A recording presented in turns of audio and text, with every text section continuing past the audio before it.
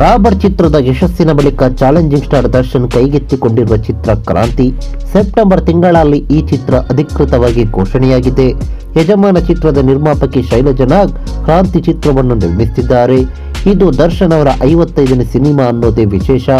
ಈಗಾಗಲೇ ಚಿತ್ರದ first look poster release ಆಗಿದ್ದು ದೊಡ್ಡ ಮಟ್ಟದಲ್ಲಿ ಟ್ರೆಂಡ್ ಹುಟ್ಟಾಗ್ತಾ ಇದೆ. ದರ್ಶನ್ ಅವರು ಈ ಚಿತ್ರದಲ್ಲಿ ವಿಭಿನ್ನ ಪಾತ್ರದಲ್ಲಿ ಕಾಣಿಸಿಕೊಳ್ತಿದ್ದಾರೆ. ಕ್ರಾಂತಿ ಚಿತ್ರದ ಮೂಲಕ ಚಿತ್ರರಂಗದಲ್ಲಿ ದರ್ಶನ್ ಹೊಸ ಕ್ರಾಂತಿ ಮಾಡಲು ಹೊರಟಿದ್ದಾರೆ. ಈ ಚಿತ್ರದ ಹೊಸ ಅಪ್ಡೇಟ್ಗಾಗಿ ದರ್ಶನ್ ಅಭಿಮಾನಿಗಳು ಸದಾ ಕಾಯ್ತಾನೆ ಇರ್ತಾರೆ. ಕ್ರಾಂತಿ ಮಾಡಲು ದರ್ಶನ್ ಯಾವ ರೂಪದಲ್ಲಿ ಬರ್ತಾರೆ ಎನ್ನುವ ಕುತೂಹಲಕ್ಕೆ ಸದ್ಯದಲ್ಲೇ ಉತ್ತರ ಸಿಗಲಿದೆ. ದರ್ಶನ್ ಅವರ ಹುಟ್ಟುಹಬ್ಬ ಬಂದ್ರೆ ಸಾಕಷ್ಟು ವಿಶೇಷತೆಗಳಿರುತ್ತೆ. ಅವರ ಸಿನಿಮಾಗಳ ಬಗ್ಗೆ ಒಂದಲ್ಲ ಒಂದು ಸರ್ಪ್ರೈಸ್ ಸುದ್ದಿಯನ್ನು ದರ್ಶನ್ ಅಭಿಮಾನಿಗಳಿಗೆ ಕೊಡ್ತಾರೆ. ಈ ಬಾರಿಯೂ ಒಂದು ವಿಶೇಷತೆ ಇದೆ. ಬಹುನಿರೀಕ್ಷಿತ ಸಿನಿಮಾ ಕ್ರಾಂತಿ ಚಿತ್ರದ ಫಸ್ಟ್ ಲುಕ್ ದರ್ಶನ್ ಅವರ ಹುಟ್ಟುಹಬ್ಬದ ಪ್ರಯುಕ್ತ ಬಿಡುಗಡೆಯಾಗಲಿದೆ.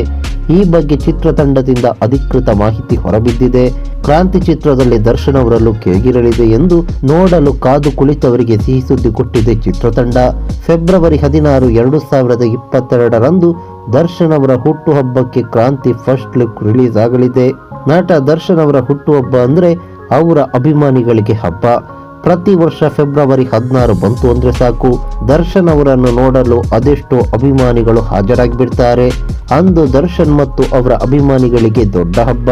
ಹುಟ್ಟುಹಬ್ಬದಂದು ದರ್ಶನ್ ಅವರು ಅಭಿಮಾನಿಗಳನ್ನು ಭೇಟಿ ಮಾಡ್ತಾರೆ. ಅಭಿಮಾನಿಗಳಿಗಾಗಿ ಆ ದಿನವನ್ನು ಮುಡಿಪಾಗಿಡ್ತಾರೆ.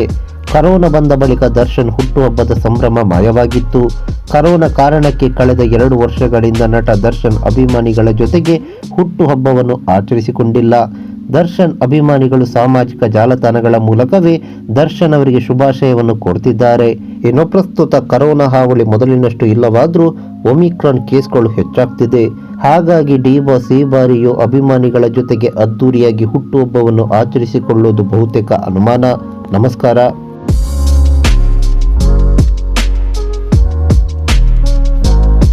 ಈ ಮಾಹಿತಿ ನಿಮಗೆ ಇಷ್ಟವಾಗಿದ್ದರೆ ಲೈಕ್ ಮಾಡಿ, ಶೇರ್ ಮಾಡಿ, ಹಾಗೆ ನಮ್ಮ ಕೋಸ್ಟಲ್ ಕನ್ನಡ ಯೂಟ್ಯೂಬ್ ಚಾನಲ್ಗೆ ಸಬ್ಸ್ಕ್ರೈಬ್ ಮಾಡಿ. ನಮ್ಮ ಹೆಚ್ಚಿನ ಅಪ್ಡೇಟ್ಸ್ಗಳಿಗಾಗಿ ಕೋಸ್ಟಲ್ ನೆಟ್ವರ್ಕ್ ಇನ್ಸ್ಟಾಗ್ರಾಮ್ ಪೇಜ್ ಹಾಗೆ ಫೇಸ್ಬುಕ್ ಪೇಜ್ಗೆ ವಿಸಿಟ್ ಮಾಡಿ. ಧನ್ಯವಾದಗಳು.